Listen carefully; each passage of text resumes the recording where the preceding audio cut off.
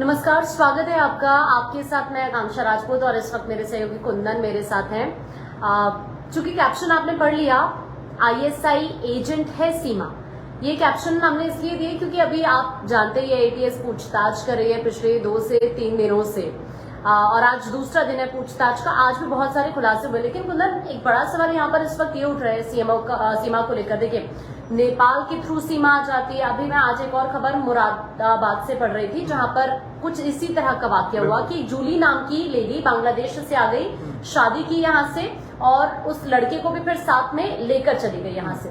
मतलब क्या इतना इजी हो गया कि आप दूसरी कंट्रीज से भारत में आ जा रहे हैं, यहाँ पर हिंदू रीति रिवाज से शादी भी कर रहे हैं, और अभी सीमा को लेकर आप क्या सोच रहे हैं? देखिए, बड़ा सवाल यही है। जिस दिन खबर आई थी, आपको याद होगा आकांक्षा, हमने एक डिबेट शो भी किया था। तमाम जो इंटेलिजेंस के और पुलिस के बड़े अधिकारी हैं उन्हें हमने जोड़ा था, पूर्व अधिकारियों को हमने जोड़ा था, और ये जानने की कोशिश की थी क्या ये इतना आसान है कि कोई एक महिला 4 बच्चों के साथ अवैध तरीके से, गैर कानूनी तरीके से बॉर्डर पार करके आती है और दिल्ली के नजदीक, नोएडा, सिर्फ नोएडा आप मत समझिए इसे, यहां से चंद किलोमीटर पर दिल्ली है, देश की राजधानी है, वहां पर तमाम वीवीआईपी लोग रहते हैं, तमाम इंपॉर्टेंट ठिकाने हैं। वहां पर अगर 4 बच्चों के साथ एक महिला आ जाती है तो कितना आसान एक्सेस है, आप ये समझिए। चिंता दरअसल इस बात को लेकर के है कि दिल्ली तक एक्सेस पाकिस्तान के एक व्यक्ति का कितना आसान एक्सेस है। मतलब 5 पासपोर्ट मिले हैं उसके पास से, पासपोर्ट बन गए।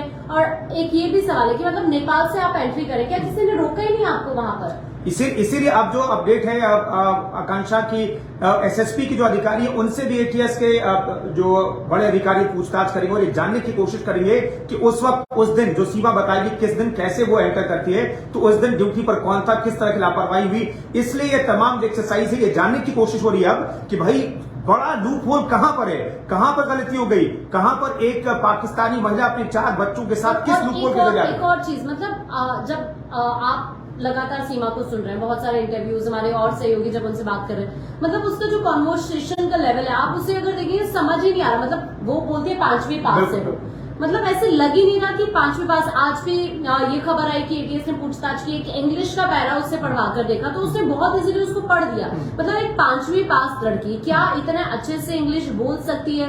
ये भी एक बड़ा सवाल बना हुआ है। मतलब बिल्कुल इन्हीं सारी चीजों को लेकर के डाउट है। आप देखिए, उसने, मुझे लगता है कि जब से सीमा हैदर के बारे में जानकारी मिली और गिरफ्तार हुई और उसके बाद जैसे बेल के बाद वो वापस आई तो मीडिया का दिमागा लगा रहा उसके घर के बाहर, और लगातार इंटरव्यू देती रहे। वो लगातार मैं देख रहा हूँ, कॉन्फिडेंस लेवल जबरदस्त है। आप बड़े बड़े नेताओं को देखिए, इतना इजीली हम लोग फेस नहीं कर सकते कैमरे को। लग रहा है मतलब जैसे पहले उसको ट्रेनिंग दी गई है, पहले से वो सारी चीजों के लिए प्रिपेयर है, इसीलिए जब मीडिया उनसे बात कर रही है तो मतलब इतना इजीली लाइक वो पहले इन सब चीजों को फेस। एक चीज और, दिल्ली एनसीआर के बहुत सारे लड़कों की वो संपर्क में मिली है, जो खबर है कि एक फोन भी उसके पास से मिला है जो टूटा हुआ है, उसके अलावा 4 से 5 और फोन उसके पास से मिले। मतलब ये सारी चीजें कैसे हैंडल की गई? इतना इजी एक फीमेल के लिए जो पढ़ी लिखी नहीं है, मतलब इतना इजी है क्या? देखिए, या 2 चीजें आप समझिए, या तो आप एकदम से ऑनेस्ट हैं, 2 चीज आकांक्षा मेरे नजरिए से मैं आपको बता रहा हूं, या तो आप ऑनेस्ट हैं तब आपको इतना कॉन्फिडेंस रहता है, या फिर आपको ट्रेन किया गया है।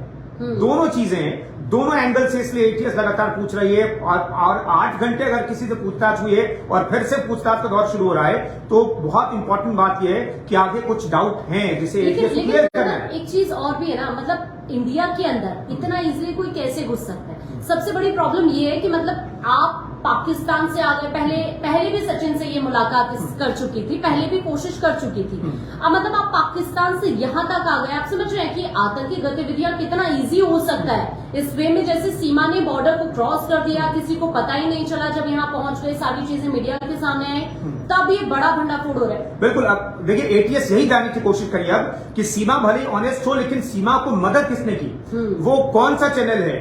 हमने एक मूवी आई थी यहां से, भाईजान सलमान खान की मूवी आई थी, किस तरह से गए थे, तो वो कौन से मददगार हैं?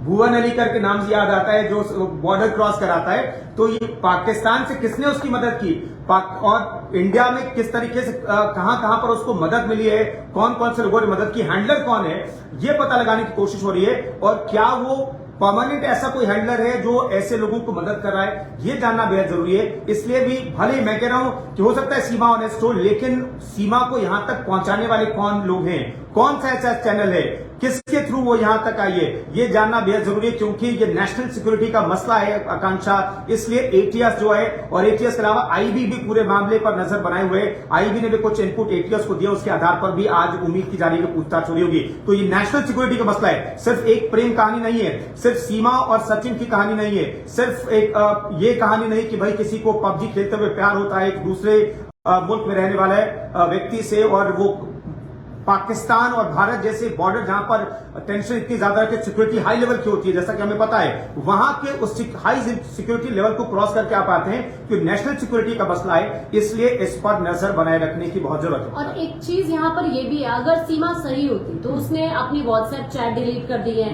जो पाकिस्तानी लोगों की वो संपर्क में थी, उनकी किसी की भी चैट नहीं है, और सीमा का खुद वहां की आर्मी में शामिल होना, सीमा के भाई का, तो ये भी एक बड़ा पहलू बना हुआ है। मतलब क्या फैमिली कोई जरा भी फैमिली ऑब्जेक्शन ही नहीं कर रही है इस चीज में कि आप पाकिस्तान से दूसरे मुल्क में आकर रह रहे हैं? मतलब बहुत सारी चीजें, लाइक अभी आप एक चीज और समझिए कि या तो उसकी ये आदत बन चुकी है कि वो इसी तरह से लड़कों को फंसाती है, इसी तरह से उनसे बातचीत करती है, क्योंकि दिल्ली एनसीआर की भी कई सारे लड़कों के संपर्क में थी। और जैसा आपने उसका इंटरव्यू भी सुना होगा कि पेरेंट्स ने पहले जब डाइवोर्स की 2-3 बार हैदर अली से उसकी बातचीत हुई तो वापस से भेज दिया, क्योंकि उसने कहा कि पहले भी शादी से पहले किसी को वो पसंद कर दी थी।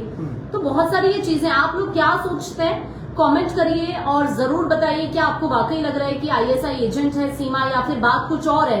क्या वाकई ये एक सच्ची प्रेम कथा है कि दूसरे मुल्क से वो यहाँ हिंदुस्तान में आ गई है बॉर्डर क्रॉस करके? क्या सोच रहे हैं? कमेंट करिए और जरूर बताइए।